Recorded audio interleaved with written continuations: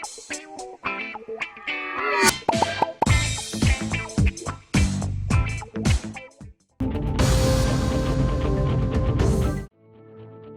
Hyderabad municipal corporation ने पुराने शहर हैदराबाद में गैर कानूनी तामीरात के खिलाफ मुहिम का आगाज़ कर दिया। अब रिहायशियों पर जोर दिया जा रहा है कि वो इस बात को यकीनी बनाएं कि उनकी जायदाद की तामीरात तमाम कवायद व ज़वाबित की तामील करनी चाहिए और ये कि उनकी प्रॉपर्टी टैक्स को कानूनी कार्रवाई से बचने के लिए क्लियर कर देना चाहिए। आपको बता दें कि चारशंबे को GHMC की टाउन प्लानिंग विंग ने मिश्रीगंज में 2 गैर कानूनी ढांचों को सील कर दिया। इस कार्रवाई से इलाके में हल्की कशीदगी पैदा हो गई। कार्रवाई के दौरान किसी किस्म की रुकावट को रोकने के लिए पुलिस की भारी नौफरी भी तैनात कर दी गई थी। शहरी इदारे ने खबरदार किया है कि गैर कानूनी तामीरात को रोकने के लिए पुराने शहर में इसी तरह की कार्रवाइयाँ जारी रहेंगी।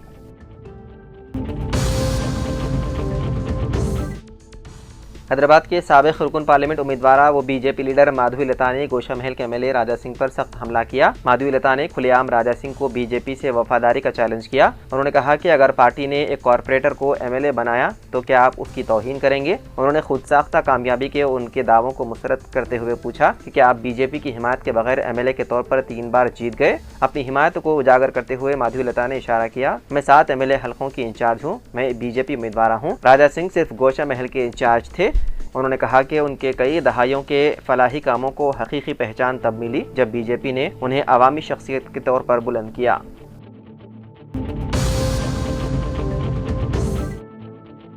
तेलंगाना के आदिलाबाद जिले में मोबाइल फोन फटने का वाक़या पेश आया। भीमपुर मंडल के पीलकोटी गांव से ताल्लुक रखने वाला गंगाधर नामी नौजवान जो ड्राइवर के तौर पर काम करता है, अपनी मां के साथ मोटरसाइकिल पर महाराष्ट्र से वापस अपने गांव आ रहा था कि अचानक उसकी पैंट की जेब में मौजूद स्मार्टफोन धमाके से फट गया। ये वाक़या बोराज हाईवे पर पेश आया। फोन की आग से नौजवान की रान पर मामूली तौर पर झुलसने के जख्म आए। वो फौरी तौर पर रिम्स अस्पताल पहुंचा और इब्तिदाई इलाज करवाया। गंगाधर ने बताया है कि चंद रोज कबल ही उसने मोबाइल फोन खरीदा था। उसने कंज्यूमर फोरम में शिकायत दर्ज करवाने का फैसला किया है।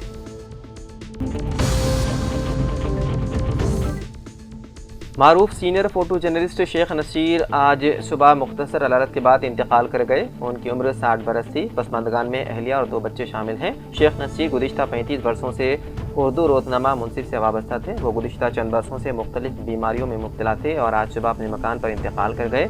नमाज जनाजा बाद नमाज असर मस्जिद कुतुब शाही बादार घाट में अदा की जाएगी और तदफीन करीबी कब्रिस्तान में अमल में आएगी।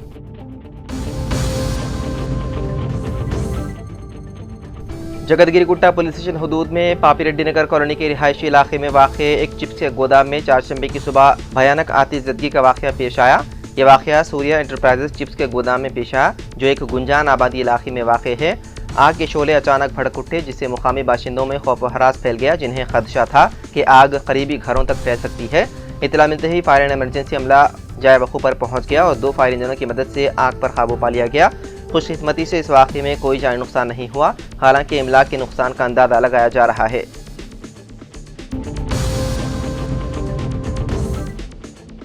दारुल-हुकूमत दिल्ली में स्कूलों को बम से उड़ाने की धमकी भरे ईमेल मिलने का सिलसिला जारी है। चारशंबे को भी 5 स्कूलों को बम से उड़ाने की धमकी मिली। द्वारका वाक़े थॉमस स्कूल, वसंतगंज वाक़े वसंत वैली स्कूल, हौज खास वाक़े mothers international school, Paschim Vihar वाक़े रिचमंड ग्लोबल स्कूल और लोधी स्टेट वाक़े सरदार पटेल स्कूल को बम से उड़ाने की धमकी दी गई। रिपोर्ट के मुताबिक धमकी के बाद एहतियातन के तौर पर स्कूल अहाते को खाली कराया गया। Delhi police, bomb disposal squad और महकमे फायर ब्रिगेड की टीम स्कूल अहाते में जांच कर रही है। जांच टीम को अभी तक स्कूल अहाते में कोई मुश्तबा चीज नहीं मिली है। आज मुसलसल तीसरा दिन है जब दिल्ली के तालीमी इदारों को इस तरह की धमकियां मिली हैं। वाज़ेह है कि मंगल को भी दिल्ली यूनिवर्सिटी के सेंट स्टीफन कॉलेज और द्वारका के सेंट थॉमस स्कूल को बम से उड़ाने की धमकी मिली थी।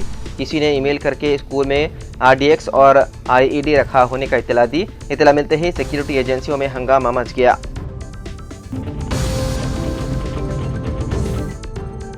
हैदराबाद के पुराने शहर के दारुशिफा के रहने वाले 48 साल बुजुर्ग शहरी एक साइबर फ्रॉड का शिकार हो गए। ये वाकया एक नकली यूट्यूब इश्तिहार देखने के बाद पेश आया जिसमें दावा किया गया था कि एक 20 रुपए का सिक्का 50 लाख रुपए में खरीदा जाएगा। इस लालच में आकर मुतासिर शख्स ने वीडियो में दिए गए नंबर पर राब्ता किया, जहाँ एक शख्स ने खुद को राजज्ञानी के नाम से तारुफ करवाया। धोखेबाज ने सिक्का खरीदने में दिलचस्पी जाहिर करते हुए पहले फाइल बनाने के बहाने 1500 रुपए मांगे। उसके बाद मुख्तलिफ बहानों से मुतादिद अदायगियां करवाता रहा। मुतासिरा शहरी इस फर्जी अमल पर भरोसा करता रहा और बिलाखिर उसने मजमूई तौर पर 1,46,100 रुपए खो दिए। मौजूदा धोखेबाज ने मजीद 1 लाख रुपए का मुतालबा किया, जिस पर मुतासिरा को एहसास हुआ कि वो एक संगीन साइबर फ्रॉड का शिकार हो चुका है। पुलिस की जानिब से आवाम को खबरदार किया जाता है कि वो ऑनलाइन फ्रॉड से होशियार रहें, खास तौर पर उन स्कीमों से जो रोजमर्रा अशिया जैसे सिक्कों के बदले गैर मामूली मुनाफे का दावा करती है। तेलंगाना के महबूब नगर में 2 तेंदुओं की बस्तियों के करीब आमद से आवाम में खौफ की लहर दौड़ गई। पहले एक तेंदुआ दिखाई दिया था, अब 2 नजर आने पर हुक्काम ने पिंजरे, सीसी कैमरे और ड्रोन के जरिए निगरानी का अमल शुरू कर दिया। मुकामी आवाम की इत्तला पर पुलिस व महकमे जंगलात ने उस मुकाम का जायजा लिया जहाँ तेंदुए नजर आए, ताहम जंगली जानवरों की ताज़ा सरगर्मी की इत्तला नहीं मिली।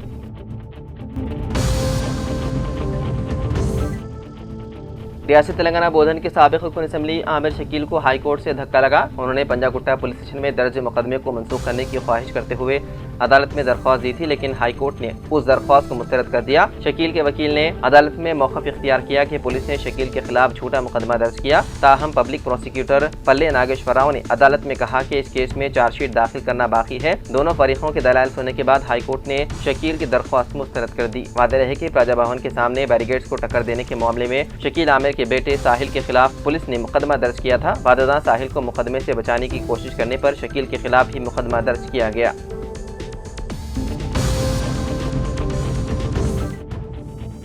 सुप्रीम कोर्ट ने कुल हिंद मजलिस इत्तेहादुल मुस्लिमीन की रजिस्ट्रेशन मनसूख करने की दरख्वास्त को मुस्तरद कर दिया। ताहम अदालत ने यह जुबानी तबसरा किया कि सियासी जमातों की जानिब से मजहबी या जात पात की बुनियाद पर वोट मांगना एक खतरनाक है। अदालत ने तिरुपति नरसिम्हा मौर्य की जानिब से दायर उस दरख्वास्त पर गौर करने से इनकार किया जिसमें दिल्ली हाई कोर्ट के फैसले को चैलेंज किया गया था। दिल्ली हाई कोर्ट ने भी मजलिस पार्टी की रजिस्ट्रेशन को मनसूख करने से इनकार कर दिया था। बेंच ने वादे किया कि अभिराम सिंह फैसले के मुताबिक मजहब के नाम पर वोट मांगने वाले उम्मीदवारों के खिलाफ तो इंतखाबी अर्जी दायर की जा सकती है, लेकिन किसी सियासी जमात के खिलाफ नहीं।